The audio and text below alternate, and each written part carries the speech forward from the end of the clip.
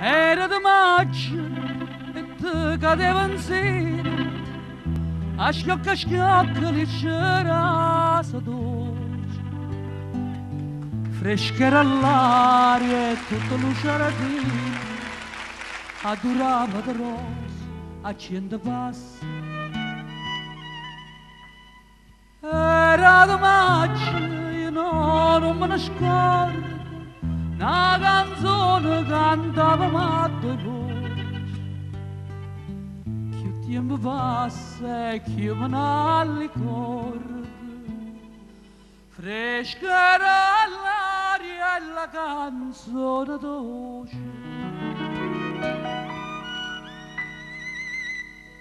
E ti scegli Cora, cora mia lontana stai, tu me la sei con dolore, chissà quando tornerà, risponde, tornerà, quando tornerà l'irrose, se sto giorno torna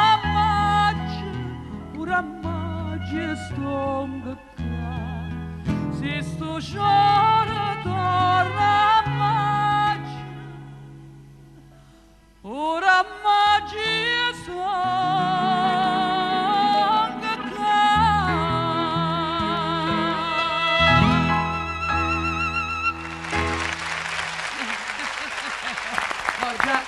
Questa è dedicata anche a Gianni Nazzaro, che siamo grandi amici da tanti. Non diciamo da quanto. Io ho comprato anche una sua moto, ci scambiavamo le motociclette quando andavamo.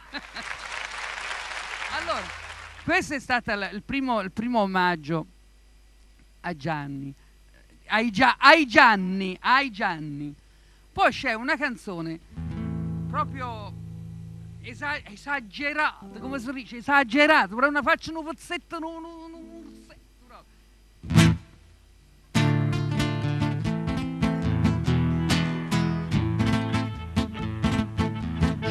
da guaglione malavita, che questa cosa sai serenata, io sono innamorata Margherita, e la femmina più bella da Frascale,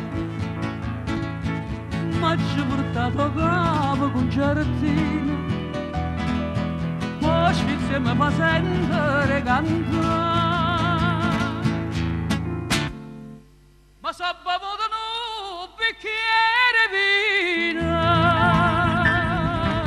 perché stanotte ha voglia indossare.